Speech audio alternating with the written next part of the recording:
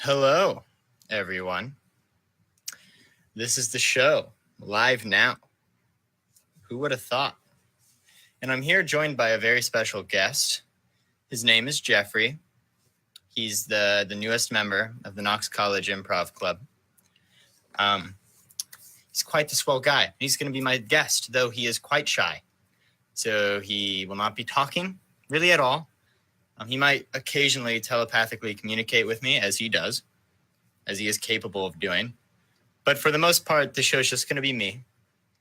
Hopefully, the show's audio quality is not scary and instead wonderful. That's the presumed hope. That is my hope at the very least. So as long as we have that going for us, we should be great. So Halloween's coming up, everyone. I didn't know if you realized this. It's this Wednesday, which is kind of a bummer because I have a bunch of classes on Wednesday. But I plan on doing some fun things. Improv, I think. Yeah, it's Jeffrey. Jeffrey is our guest on this fine evening. He was available. And who else to have on for the Halloween spectacular of the big picture?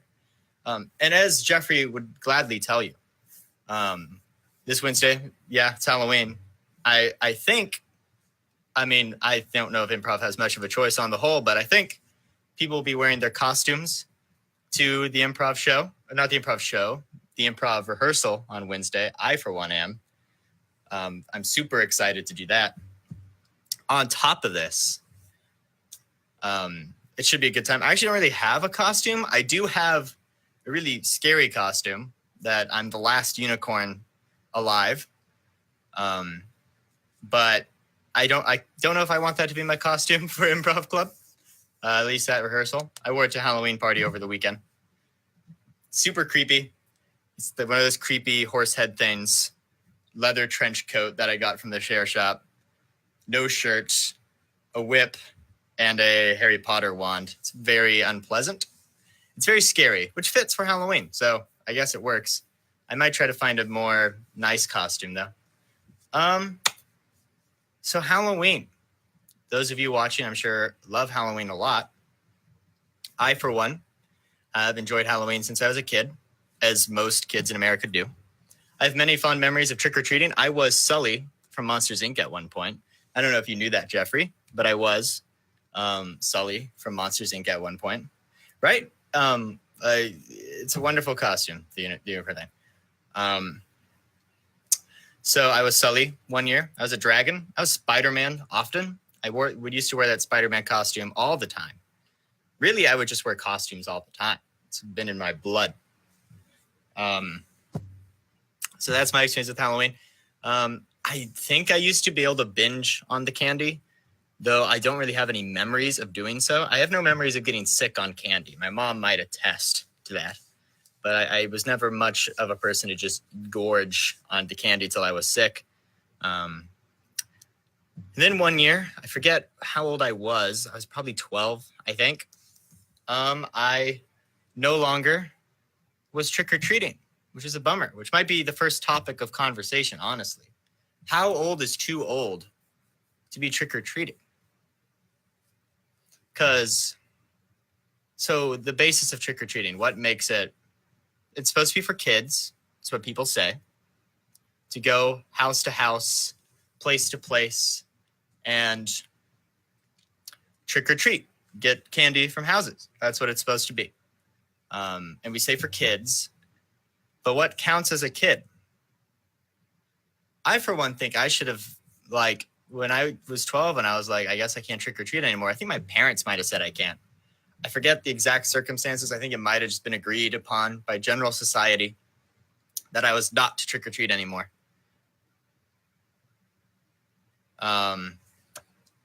So because of this, that's a good point. So at some point I had to stop trick or treating, which is a bummer. That's to be sure. And Jackie brings up the good point in this discussion of when you can trick or treat. If you're with a young person, you might be able to. But my question for Jackie is, when you're trick or treating with that younger person, do you also have a bin for candy? Do you also walk up to the door with the younger person and go, "Can I have some candy?" because I don't think I would. I think I'd be too, I think they'd be like, why are you asking for candy? Because that's what they do. That's what they do once you're too old for trick-or-treating. They kind of look at you weird. They do? Well, dang. I need to do that then. Let's see. That's also a good point. Maybe everyone just needs to have stuff for the kids, the candy, and then another bowl of things for the adults, like money or puppies. Puppies work too. Maybe that's the solution. I think it's a really weird, because it's a cultural topic, right? Because it's a cultural holiday we have where we celebrate all the creepiness and the ghouls and the harvest to a certain extent. We celebrate it's end of October. We're heading into winter. So Jackie, it sounds like Jackie has a whole method, like a plan, like she's done this many times, which is interesting. I'm very proud.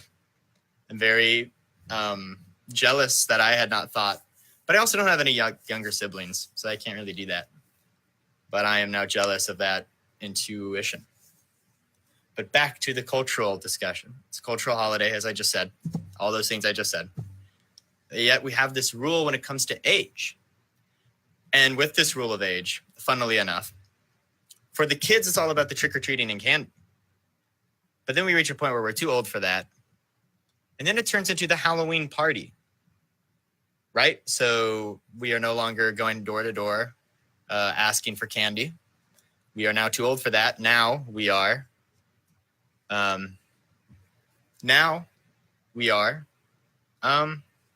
doing parties, which could involve alcohol, which could be another form of adult candy, I suppose. And it generally has a different atmosphere. Literally just go to a Halloween store. The major differences between the kid costumes and the adult costumes are astonishing. I mean, we shouldn't even talk. I don't know if Jeffrey has any opinions on it. The female costumes for older women, they're so sexualized, and Halloween in general is very sexualized for older people.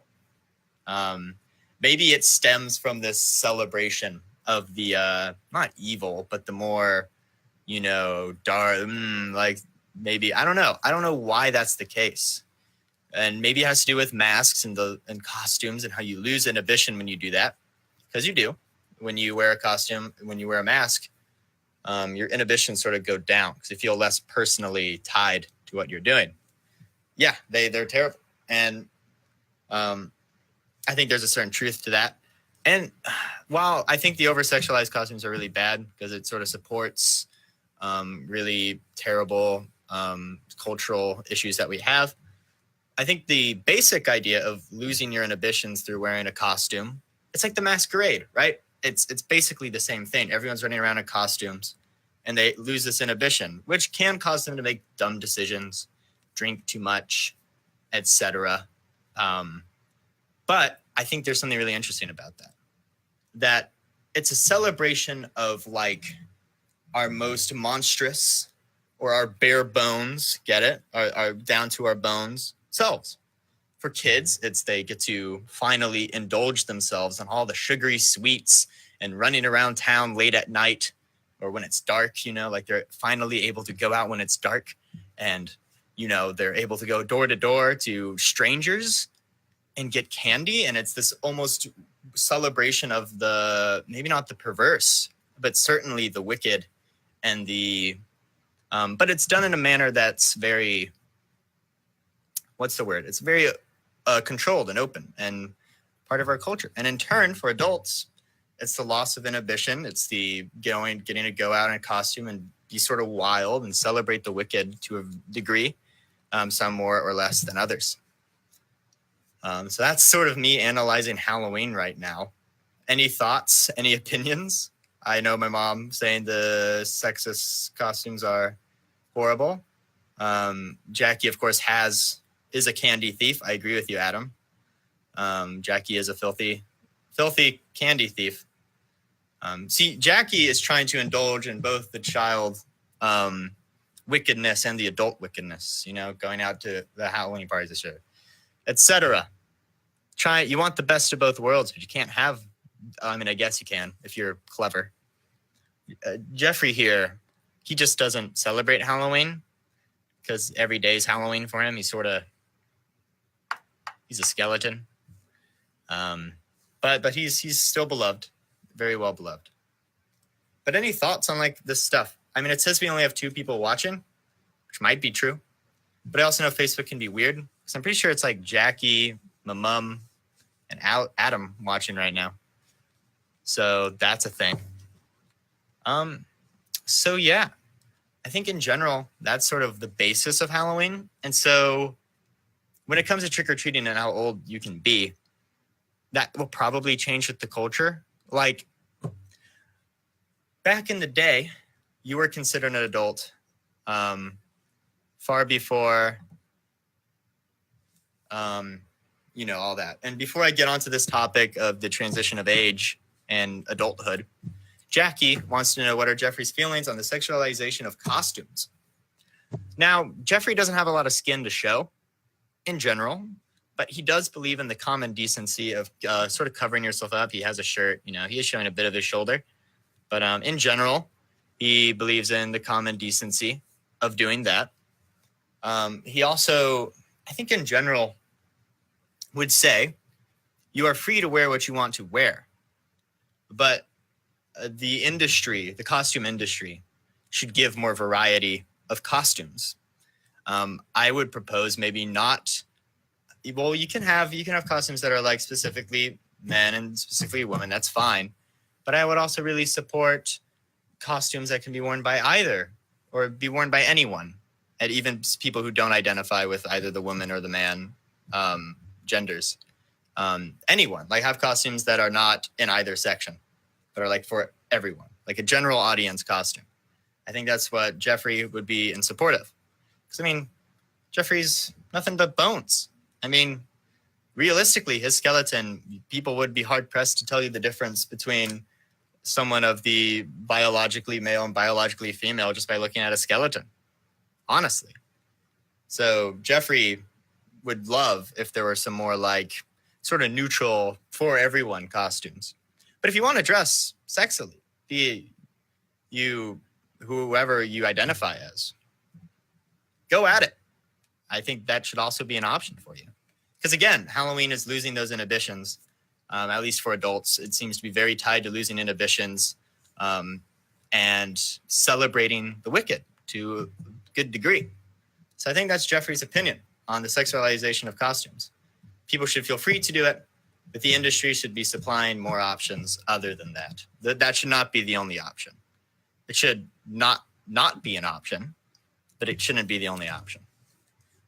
I think that's Jeffrey's opinion, and I am inclined to agree, funnily enough. Who would have thought that I would be extremely inclined to agree? So there you go. I'm glad everyone is excited about that. So I was getting into, and again, here's a broad thing. If you have any questions, any thoughts, any questions that don't even involve what I'm talking about, if you're like, Matt, why is your hair wet? Did you just get out of the shower? Answer, yes.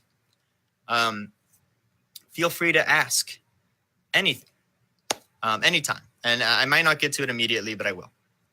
So I'm going to continue on the topic of discussion involving age and how that's changed. So back in the day, you were sort of considered an adult much younger. People would get married much younger. People would work much younger. But we now sort of are transitioning to where adulthood is getting later and later. A lot of people who are my age, 20s, early 20s, would still, quite a few of them, more than maybe you would think, would call themselves still a kid or a kid at heart. Body class, how? Yeah, so there you go. So as Jackie gave like actual proof for Jeffrey's claim, actual scientific proof, that's really great. So we are transitioning to where more and more older people would once be considered completely adults are considering themselves kids still. like at heart and in general.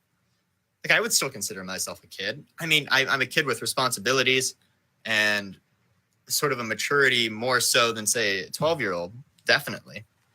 But I still have a lot of growth to do, and I'd be hard pressed to say I'm quite in the adult world quite yet. I'm sort of transitioning into the adult world. So in general, then the definition of kid changes. So how long are you a kid? How long till you can no longer trick or treat? They might be similar questions, right? So by asking when we can no longer trick or treat, we are also asking when are we considered not a kid? Because that's what it is. You've transitioned. You are no longer the kid who gets to eat a bunch of candy. You're the adult who has to give out the candy, which is something to be said for that too. So quite the brilliant thing, and it's a thing to think about. And I'd be hard pressed to have an answer. Jeffrey might have an answer. Jeffrey, do you have an answer to this question of when you're no longer a kid? So I'm radioing in. I'm pretty sure. So basically what Jeffrey is saying, and I'm inclined to agree, is that we really can't. And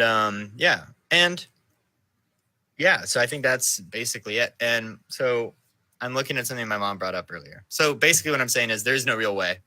Halloween will change with the cultures.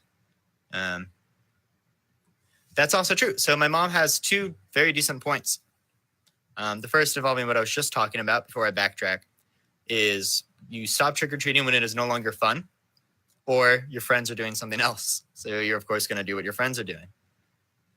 So I guess perhaps in that vein, you stop as soon as you feel it is childish or beneath you. You are now old. You no longer think it fun. You're like, I have much more mature things to do or other things I could be doing, such as Halloween parties.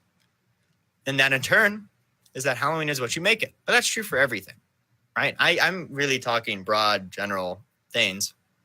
And when you say make it about fun, it's fun to lose your inhibitions a bit. I mean, that's like to not be. So like when I'm dressing up as Sully as a kid, that's me going, I am no longer this kid, Matt. I'm this like monster, running around. And I get to be out at night. And there's snakes on the sidewalk because it's Texas. And it's a great time. And when it comes to decorations, I mean, pumpkins are exaggerated faces, exaggerated designs, especially when you're a kid. And then then there's creative variation. Some people make dragons. Some people make all sorts of things. And the fact that it's all these morbid, scary ghouls and skeletons and all these things, I think adds to the celebration of the stuff we don't normally touch on. We don't normally like to think about death or the stuff that lays in the dark, We don't like to think about it. But for one time of the year, ironically, right before the more positive holidays, we celebrate the dark. We celebrate the wicked. We celebrate that which is normally not socially acceptable, which is interesting. Like if people just walked around as a skeleton, I mean, Jeffrey has to deal with this all the time, constantly being prejudiced just because he's a skeleton. But if I ran around all the time just as a skeleton, that wouldn't be socially acceptable. But on Halloween, it is socially acceptable. So this is one time where it becomes socially okay, which is super interesting. And I wonder what that says about our culture. I mean, I'm taking religious studies. And in religious studies, you talk about how there are rituals where it's sort of like the Purge or Mardi Gras. Mardi Gras is a much better example than the Purge. Where one time out of the year, it's a celebration of sin in a lot of ways. It's, it's when you're allowed to do that. It's the decompression. It's the de-stressing, get all that out. So get all your rebelliousness, your wickedness, get it all out so that you can be true and good the rest of the year. I mean, that's what sort of Mardi Gras is celebration of. That's what Halloween's the celebration of. Because right after Halloween, we have Thanksgiving, which is then once we've celebrated all the wickedness, we celebrate how thankful we are for the non-wicked, orderly world we have. And maybe to a degree, thankful for the wickedness too. I mean, you can certainly be thankful for it because it's a part of our life. And then after that is Christmas, where we then show that we are not wicked people and that we can be generous and give from the good graces of our heart to someone else. And I think there's something beautiful about that. So I've now rambled on about the philosophy of Halloween and some of the cultural implications of it. I did not bring water. I don't have a cough now anymore, though.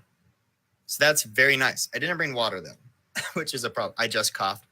I do not have nearly as bad a cough anymore. I did not bring water, though, which was a mistake. We're 20 minutes in. I am very, very thirsty.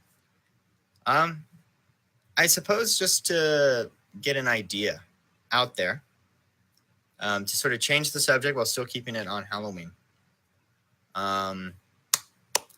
We could certainly talk about, by the way, this is WVKC, 90.7 WVKC HD2, that sort of thing.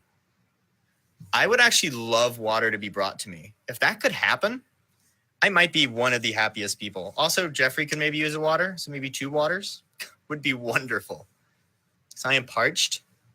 So if people watching would wish to send me water, that would be so appreciated. But I think next I'm going to talk about, so minus the wickedness, because this actually, see, that's what I was about to talk about, Halloween specials and TV shows. It's a bit more fun of a topic. Now that I've blew all of the philosophical musings about Halloween. Thank you so much, Jackie. Everyone should love Jackie because Jackie's great. So, my favorite Halloween specials? We can start movie-wise. Nightmare Before Christmas is a classic, and if I recall, it is not recorded, unfortunately, but me and Grace, back during the early days of The Big Picture, did a show where I believe we're talking about Night Before Christmas in terms of a Thanksgiving movie. This takes place in between, but I also think you can genuinely watch it whenever. Night Before Christmas is one of those really odd movies that you're able to watch at any point during that season. It's actually quite amazing. So Night Before Christmas is up there. Of course, Charlie Brown and the Great Pumpkin. Are you kidding me? It's like the best. It's the one everyone watches. I Just Have a Rock, The Great Pumpkin, all that, I think, I forget if the Red Baron is in the Halloween special or if the Red Baron is in the Christmas special. It might not even be in either of those, but I forget. So in addition with that, those are just some movies. I'm trying to think of other Halloween movies. A lot of them are horror, and I'm not a big fan of horror. So I'm hard pressed to think of Halloween movies I'm a big fan of just because of that. Because I don't really watch any movies, any horror movies. So I'm hard pressed to think of Halloween movies I'm a big fan of.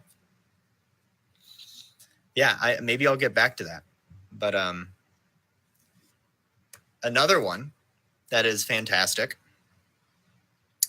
is, let's just talk about Halloween specials then, because those are actually things I can think about. Okay, Red Baron's in the Halloween one, which is great. I love the Red Baron scene. So of course we have one of the best ones, and the ones I would genuinely show anyone, Over the Garden Wall, which actually getting a group of improv people after Wednesday rehearsal to marathon it. It's about an hour, 40 minutes to marathon. Over the Garden Wall, it's a very beloved special. It follows these 2 kids, Wirt and Greg, who are traveling through the unknown, which is basically a forest. It's a series of short stories. It's like 10 episodes. It's a mini series, so it's a beginning end. And it's really beloved. It's maybe one of the best fall Halloween stories out there. And it's just so good. I mean, I don't want to say too much without spoiling it, but the characters are great. The music is fantastic. And it really captures the feel of the Grimm stories, right? Like the sort of old America tales of getting lost in the woods and talking animals and sort of old classic American literature in that term, where there's this mystery of the wood, the woods, the dark woods, and witches and, all these things. And it just sort of really encapsulates that feeling. It has themes of hopelessness and it actually really parallels, funnily enough, Dante's Inferno. It takes a lot from Dante's Inferno. These two kids traveling through this unknown. It takes a lot from that. So everyone should watch that. It's animated. It may look childish, and it is childish at times. My least favorite episode is probably the third one. I think it's the third one that I'm thinking of, where they have like a schoolhouse. Just because, like, in terms of theme, it feels sort of not to the theme. Just my least favorite one. I mean, it does give you potatoes and molasses, the song, but like, it's really it. Like, it's good on its own, but like in terms of the whole thing, I don't feel it fits as well. That's just my opinion. I'm sure there are people who absolutely adore that episode. Another special. Okay, here's one thing. Grim Adventures of Billy and Mandy in general, wonderful thing to watch around Halloween. Watch any of their like TV movie specials, like the Boogeyman one, the Spider Queen one.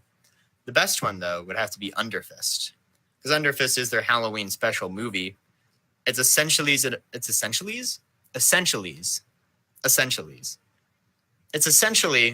an Avengers slash sort of Justice League sort of ripoff, as it were. But with the side characters from Grim Adventures of Billy and Mandy. So that's really cool. So it features the side characters, and they are fighting this marshmallow bunny. And Candy's trying to take over the world. It's really silly. But it's a real fun watch too. And it actually has themes of growing up too. Two of the characters in there are facing the issue of growing up and not being able to be kids anymore, which kind of fits what we were talking about. It's really witty. Grim Adventures of Billy and Mandy in general is witty. There's also the specific Halloween episode featuring Pumpkinhead Jack and the whole trick aspect, because he's a prankster. It's a fun classic episode as well. There's a lot of Halloween specials of beloved kid shows out there. So I believe Danny Phantom had one, right? Danny Phantom had to have had a Halloween special. I'm trying to remember now. Invader Zim has a good one. So there's a lot of there's too many for me to name classic Halloween TV specials. But I think those are really what you need to do before Halloween. And this is like a thing I miss about being home for Halloween, is having the time to watch all those specials. Because you don't really have that time anymore when you're in college to watch all those specials. So we're watching Over the Garden Wall. I'm probably going to try to watch The Great Pumpkin by myself at some point, because I would love to do that. But yeah, I mean, those are all wonderful specials, and there's many more where those came from. Truly beloved classic things. Does anyone else have favorite Halloween TV specials, movies to throw into the fire of this discussion? I probably will not have seen most of them, but feel free to do that. I'm also just excited to get this water. Genuinely. I'm just genuinely excited for this water. But that will be coming for me soon. Thank you. I feel like he's slowly been turning to look at me. I'm not joking. He's slowly been turning towards me, because he's supposed to be looking here. And I think he's slowly turning to look at me, which is actually kind of creepy. I'm not going to lie. He might try to kill me at some point during this show. I wouldn't be surprised. He's kind of eyeing me a little bit. I don't know. We'll see. Hopefully he does not. I hope Jeffrey is kind enough not to do that. So those are Halloween specials. I'm only 30 minutes in, but once I get water, I'll hit my second wind. I do not remember the Blue's Clues Halloween special, though I'm sure it is terrifying, and I'm sure that no one should watch it if you want to sleep at night I almost guarantee it's probably the scariest. It's the scariest thing Jeffrey's ever seen. I can tell you that. Jeffrey's terrified. I do not remember it though. But I'm sure it is absolutely terrifying, and no one should watch it because it's how scary it is. Only if you have the real guts should you watch that. Honestly, it's scary. I would not recommend. It's too terrifying. Also, this is the first show in a bit. Well, not really. I've done 2 shows by myself now, technically, in season 2. Originally, I was going to have Frank McAndrew on, who is a psychologist who is known for studying creepiness, but he had plans for this week, so he was not able to.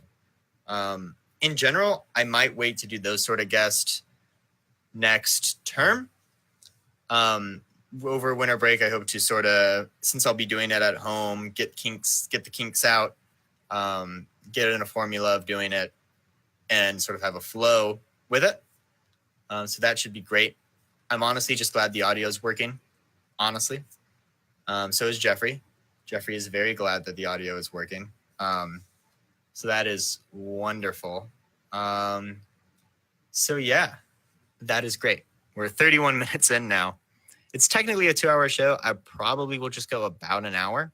Depends on how big my second win is. And if I can have another topic of conversation that is as heavy and prone to letting me ramble as the beginning when I just talked about Halloween in general.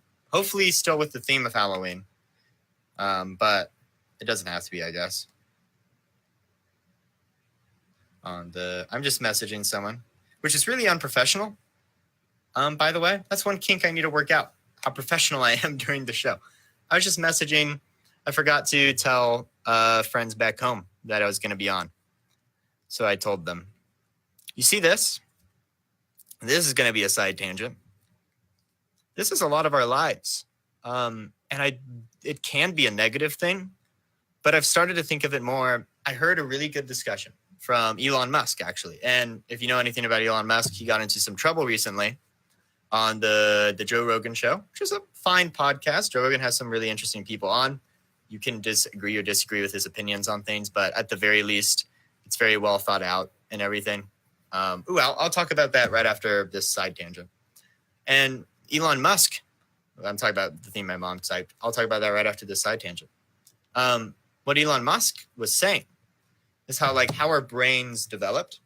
Started off with the very primal thalamus and the I forget what it's called, but the sort of this part immediately connected to the brainstem, deals with survival and sort of basic needs. And then the frontal cortex, which then grew around that, sort of the more humanistic parts of ourselves, the memory, the emotions, that sort of thing formed after and grew.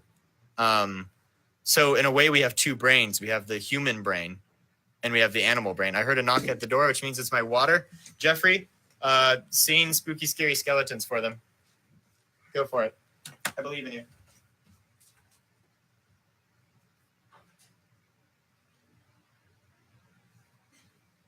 Jackie brings water. What kind of water? Like water bottles water? What? Ice Mountain water? So Jackie has returned. Not as a guest, because Jeffrey is my guest, but water has come for me. It's a wonderful time. So Elon Musk was saying that phones or technology is going to be our 3rd level of the brain. So we have the animalistic part. And then we have, here's your water, Jeffrey. And then we have the frontal cortex, the human part. And now we have the technological part. And probably our phones will slowly actually become an integrated part of our brain. Everyone should thank Jackie for bringing me water. If you see Jackie, be thankful. Yeah, Jackie's right over there. Say thank you, Jeffrey. It's terrifying. It is really terrifying. Earlier, he was slowly turning in my direction, I think. Oh. From the beginning of the show, he was facing this way. And he slowly was, because I think my chair is rubbing up against it. But I don't know. So, I'm now going to have the actual here watcher now. So that's fun. So, yeah, Elon Musk is essentially saying that. That's my side tangent about the phone, because I was distracted on my phone earlier. Or I was messaging people earlier with my phone. So that's a cool concept, that maybe technology will become not a replacement for our brain, but the next sort of layer addition to our brain. So we have the animalistic, the frontal human lobe, and then access to the internet as our third layer, which is cool to me. And that's more comforting than thinking we'll become robots. I'm going to drink water.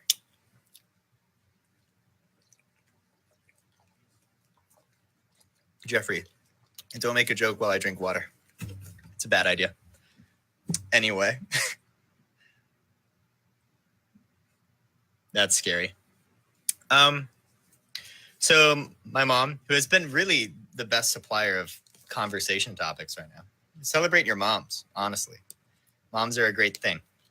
They birth you, and then they raise you, and then they give you topics to talk about on our radio show.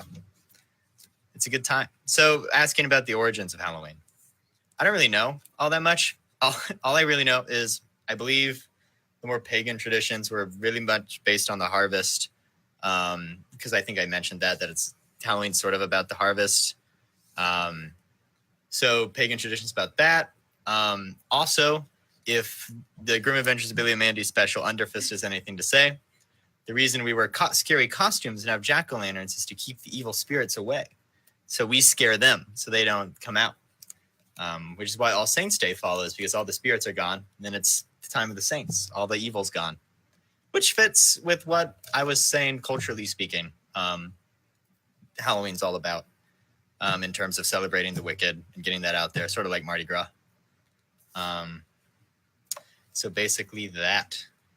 There you go, to answer that origins question of Halloween. We are now 30. My goodness. This is why I can't do a show by myself. Well, I'm not doing a show by myself. I have Jeffrey here. But Jeffrey's really quiet, and he's not very talkative. Oh, no. It's doing the please log in to continue. What if...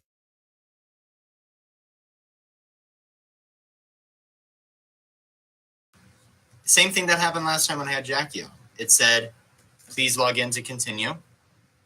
And then this time I hit reload, because last time I hit cancel on the Google Chrome thing that came up. It still kicked me out, so I have to do this again. So now I don't know how long I've been doing this, because I usually have a timer, so I know. No, I don't, which is fine.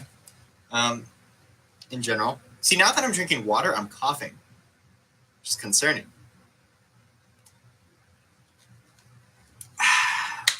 No one's watching right now, so I don't feel bad about the silence. So that happened. I feel bad about it because it makes it harder to watch them, right? Because you have to watch one, then watch the next. Ugh. But it happened. Can't change that. So, welcome back, everyone. Same thing that happened last time happened, as I just said. So I'm going to continue as if nothing happened. Whoa, I wonder. Because it said Patty Sith Cagle joined, and then the one viewer went away. So maybe people who are actually watching come up as the joined, and then the other views are just people watching not with the window up. That might be the case. I have no clue. But it also doesn't say, I don't know. I don't know the solution. But, and this is something I think me and Eric are going to talk about next week on our October wrap-up show. But, Ancient Astronaut Theorist. So me and Eric, sometime in October, have gotten into, we haven't really watched any recently. We'll probably, I'm thinking, oh yeah. So I think that the week after this Wednesday with Over the Garden Wall, we will watch Ancient Aliens again.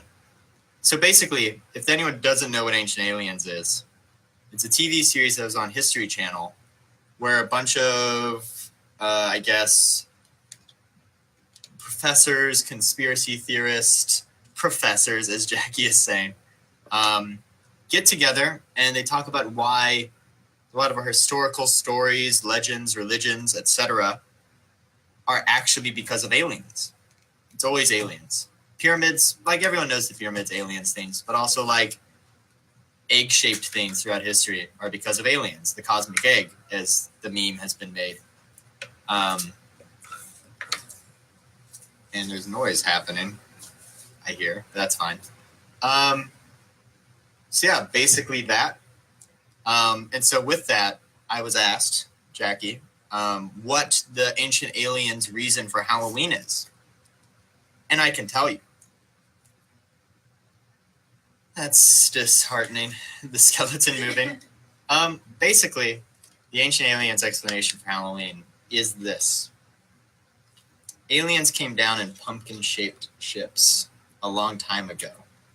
And they told us, they said, hey, we have an intergalactic prison inside of your Earth. And once a year, their recess is once a year. And they come out, and they're really unpleasant, do really bad things. But if you also dress up as them, as the intergalactic monsters we have hidden in your Earth, you will also be safe because they'll think you're one of you. Or if you're scarier than them, they'll keep away. And also the jack-o'-lanterns, since they look like the ships, they'll stay away from because they're like, I don't want to be like found. I want my recess to not be seen by police's, the intergalactic policemen. So that's the ancient aliens explanation. Came down, their prison ships are shaped as pumpkins, and our Earth is actually a giant prison.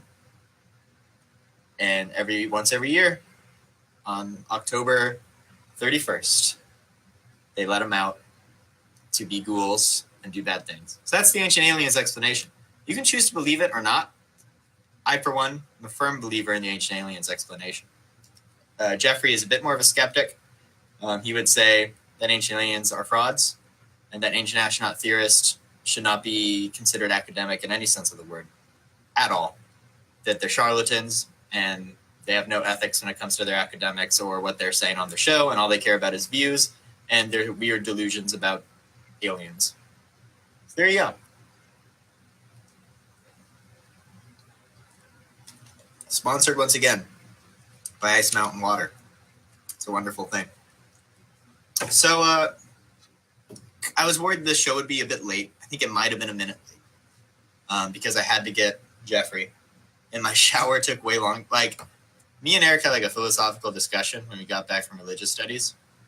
It's actually the cause of us misinterpreting each other. So it was a philosophical argument that then ended with us going, wait, are we arguing about the same thing? And we weren't. So I showered, grabbed him, and I was thinking I'd maybe put on this. It goes with a skin suit. It's a skeleton skin suit. But I was so like, I just need to get the show started that I didn't. Which might be a shame because, like, I have no idea what this looks like. Yeah, it looks so weird. My nose is in the wrong place, I think. So now Jeffrey might not like this. It might be a bit insulting to him. But that's fine. So, as I was saying, I could not dress up like a skeleton. Like, that was weird in and of itself. But since it's around Halloween, it's acceptable. But if I had just done that any other time of the year, it wouldn't have been acceptable. Right? Or at least in terms of, like, socially, culturally, people would be like, why are you doing that? I mean, they probably wouldn't be like, you can't. But it's the cultural thing. So we are now 6 minutes into part 2. Golly. I'm trying to think of more topics to talk about. Because usually when I guess I could talk more to Jeffrey. Yeah, I could, I guess, tell the story of Jeffrey to let my brain take a break. So Jeffrey, he will read into my brain his story because he can only communicate telepathically. Basically, actually, I will avoid some names, I suppose, just because of the nature of some of it. But there was basically an individual who had fun with another individual and had marks on his neck. There you go. So his friends wanted to cover it up, with makeup cover, right? Because he had a thing he had to do that night in front of people. So they had to cover it up. So they tried to I saw them and I was like, hey, I'll accompany y'all because I have nothing better to do. It's a nice day. So they went to the bookstore. None of it there fit his skin tone. So they're like, darn it. I'm like, I have a car. You can drive y'all to Walgreens. So we drove to Walgreens. They bought cover. I bought Smart Water because I have an addiction to Smart Water. Smart water is really good. It makes you smart. It's what's getting me through college, honestly. So that's a wonderful thing. So in turn, with all that, gosh, I just blanked. But yes, so while we were there, and I can say this name, Tegan, who is a freshman in college, new improviser, saw Jeffrey all alone in the clearance aisle for $30. Skeletons are just mistreated, honestly, like sold for $30. But Tegan, out of the greatness of their heart, bought Jeffrey, put clothes on him, adopted him, and now he's a part of our improv club, as well as General. Oh, hello, Jeffrey. Are you okay? He's okay. He's fine. He's just moving around. What? He's grabbing water, I guess. Here, Jeffrey. Drink the water. There you go. He is quite, his thirst has been quenched. So there you go. So yeah, so Tegan bought Jeffrey here on that trip and is now a staple. And originally I was going to have Eric on, but Eric is busy with frat stuff and I didn't plan it with him ahead of time. So of course, my bad. And before that, I was going to have Frank McAndrew on, which I talked about before, because he talks about creepiness. So, with that, I keep seeing the viewer thing pop up with 1. I'm really curious how the Facebook viewer thing works. I think I just don't need to care about it, because my mom is currently saying that my dad, my grandma, and my aunt are all watching as well, when there's no views in the top left. So, like, I don't know how that works, or if it works at all. So that's cool. So yeah, Jeffrey's not here. So I got Jeffrey instead to be my guest.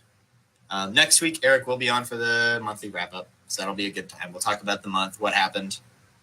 Oh, they're in the same room. That makes sense. Wait, what? Are you visiting in not North Carolina, in Arkansas right now? Golly.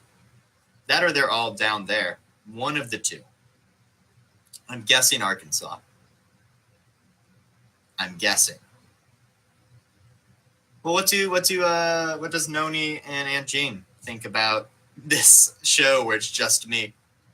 Because normally I have a guest and it's a really decent discussion, ask questions, and I do have a guest, but again, Jeffrey's very shy. I usually have a very active guest who I can ask questions, bounce ideas off of, and I get to take breaks from talking, drink water.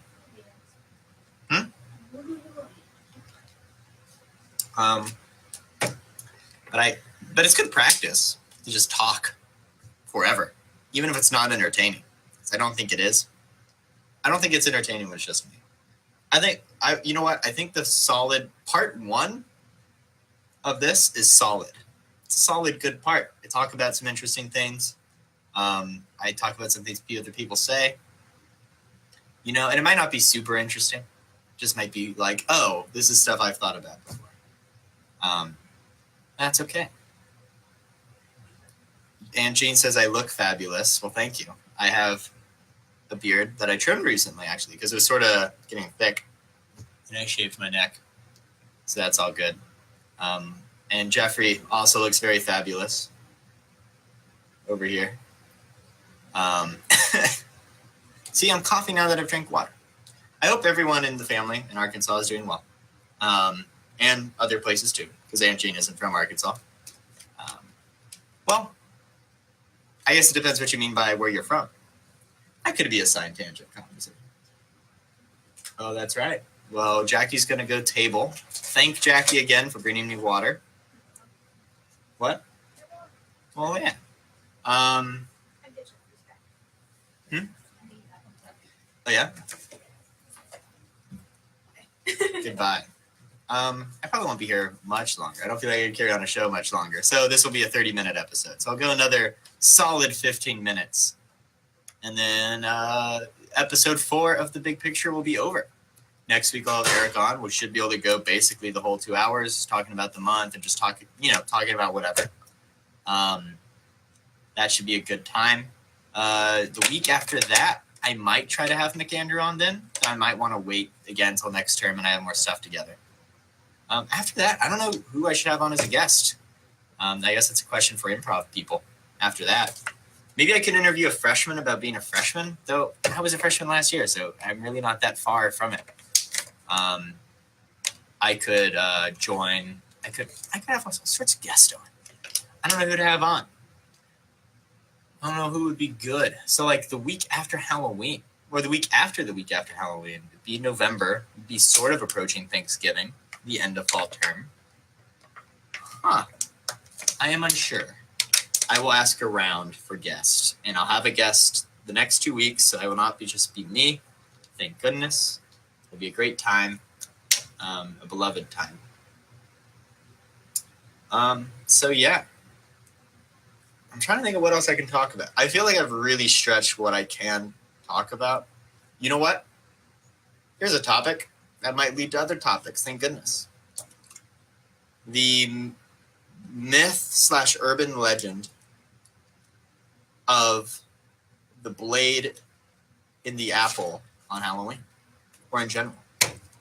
So at some point, there's a story that got out that there were blades in the candies given out, or like unpleasant things in the candies given out to children on Halloween.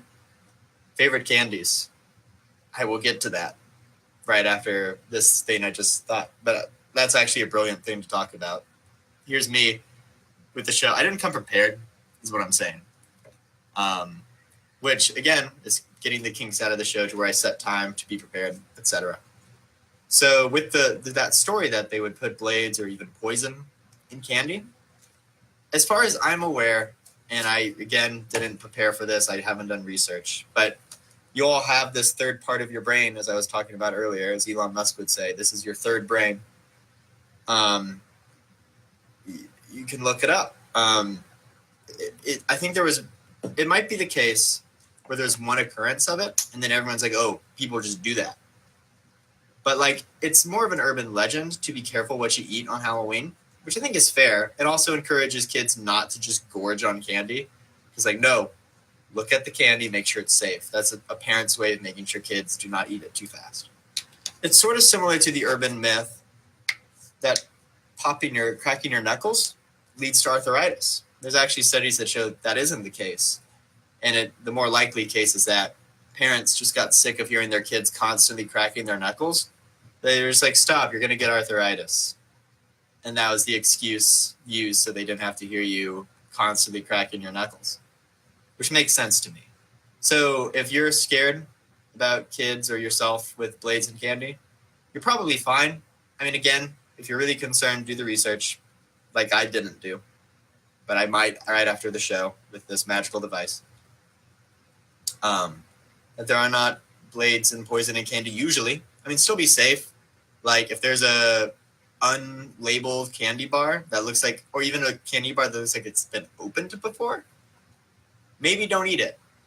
You know, it's sort of like when you go to a grocery store. Are you going to buy the Doritos bag that has been opened or the Doritos bag that's closed? You're going to buy the Doritos bag that's closed. So be safe, etc. That's the PSA for this. So it's a wonderful, wonderful time. So, favorite candy. I can talk about that. In general, I mean, you can't go wrong with a chocolate bar, but I think in general, my favorite candy might be a Kit Kat. Kit Kats are wonderful. They're wafers. What makes Kit Kats great is that they aren't just straight chocolate or straight sweet. They're sweetness around something crunchy and crispy and like chip-like or cracker-like even. And it's really nice. Because when I eat it, I don't feel like I'm being as unhealthy when I'm eating a straight-up chocolate bar. It's just a fact. I'm sure it is just about as healthy, but it's good. You can't go wrong with a Crunch bar. Crunch bars are the other. Maybe I just like candies that are a bit crunchier yet chocolatey. I think that's basically what I've learned just now. You also can't go wrong with sour candies. And I'm not talking like Warheads or the gross ones. I'm talking like Sour Patch Kids, sour worms, the pseudo sour ones, like sour gummy bears. They're all great. Gummy snacks in general are good, though. Yeah, I have eaten a lot of chocolate. Though I've become a little less into chocolate. Though I have less of a sweet tooth now, is the thing, than I used to have.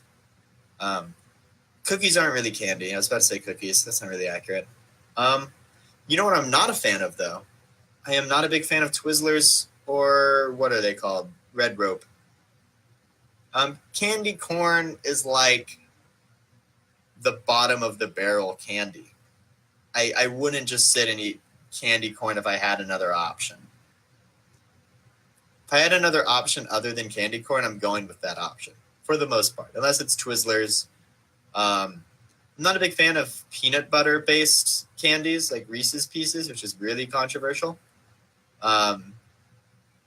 Like a lot of people really like Reese's Pieces. I'm just don't. I just have never been a fan of peanut butter in my candy, which is just my opinion. But I think I'm glad that my aunt agrees that candy corn is sort of the bottom of the barrel candy. Like, it's the cheap candy you buy for a Halloween party. You put it in a bowl. It's probably going to be the last bowl emptied at the party. You know, the Hershey's Kisses bowl and all the other bowls are going to be empty before that one. That one's going to be the one with the most left. But you could do an experiment, have a Halloween party, set the candy corn bowl down, and see all the other bowls be empty except that one. Or at least that one be the last one empty. So that's my thought on that. Jeffrey, however, loves candy corn. It's his favorite candy. So he's a little upset that I'm sort of beating down candy corn. But he's entitled to his beliefs and his opinions. He's just wrong. That's just a fact. But yeah, I'm not a big fan of Twizzlers or the sort of candy rope stuff, the red rope. Not a really big fan of that. Gum, you can't go wrong with gum. Gum's just not really, you know what? So gum isn't quite satisfying. And I mean that in the sense that when you put gum in your mouth, it's immediately satisfying. It's all this flavor and you're like chewing and it's great. You might blow a bubble or two if it's bubble gum. But gum always ends in dissatisfaction. Because we never spit it out at the opportune time. We don't chew it, get all the good flavor out. Love it good. And then right as it's sort of done with that high we get from that initial thing, spit it out. We don't do that. We keep it in our mouth till it gets gross and we're just chewing on essentially our own mouth. It just tastes like we're chewing on our mouth. And it's not satisfying. And you're like, ugh. We spit it out once we get to the ugh period. And then you spit it out, as you do. Because it's gross at that point. Meanwhile, other candies and other foods, like, yes, if you eat a lot of chocolate, you're left not satisfied. But if you just get like a regular Hershey's chocolate bar and you eat it, and you're more satisfied. When you eat that last piece of chocolate, you aren't going, ugh. You finish eating it that's it. After you've eaten the Hershey's bar, you might not be satisfied because your body's like, what did you just do to me? But whenever you are eating it, it is satisfying all the way through. It's because we don't swallow gum that it becomes dissatisfying, probably, if I had to guess. Speaking of gum rope, though, another candy that is actually great is Nerds. Nerds are fantastic. Nerds are a candy I could eat any time of the year. They're just great. Skittles. Skittles are one of the most underrated candies, at least for me, because I forget how much I like Skittles until someone offers me Skittles, and I'm like, sure, I'll take a few, and then I love it.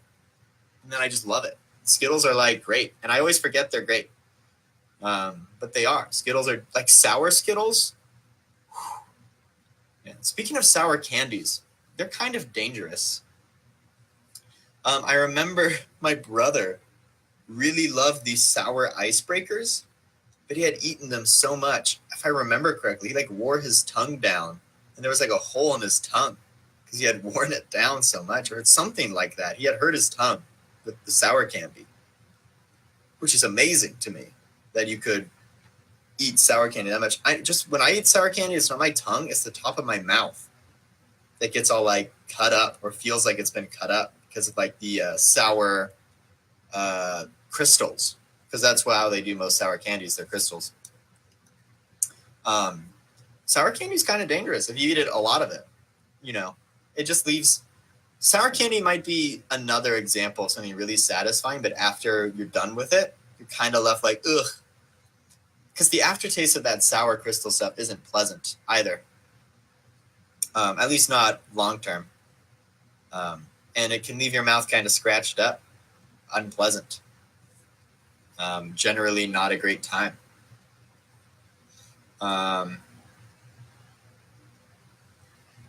But, oh Lord. Oh, so they're at my home right now watching. That's a good time. We'll probably end soon. Rain Pops. Lollipops in general. I can't believe I forgot about lollipops in general. They're good. How many licks does it take to get to the center of a Tootsie Pop? Age-old question. They're good, but I think the difference is so gum and lollipops are the any time of the year acceptable candies. If you're at the movie theater, or let's just say you're at an office meeting, that might not be a good example. Gum is the most socially accepted candy of all time, because you could be at a business meeting and someone could pop in a piece of gum, and while it might be considered a bit rude, especially if like they're supposed to talk and they have gum in their mouth, but in general, like, it's perfectly fine. Lollipops, I say, would be secondary to that, because like I could be walking down the street of like a city with a lollipop in my mouth, and like people would be like, yeah, rock on, like that's good, like candy, like the lollipops are acceptable, Rain Pops are acceptable. But I don't feel like you would get the same thing if I was walking down the streets of, say, Chicago, like a big king-size chocolate bar, just eating it like a kid would. Like people wouldn't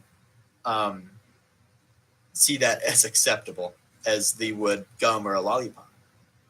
So I didn't think about them because they're so ingrained in our society. It's just like normal lollipops. I mean, for Pete's sake, doctors will give them.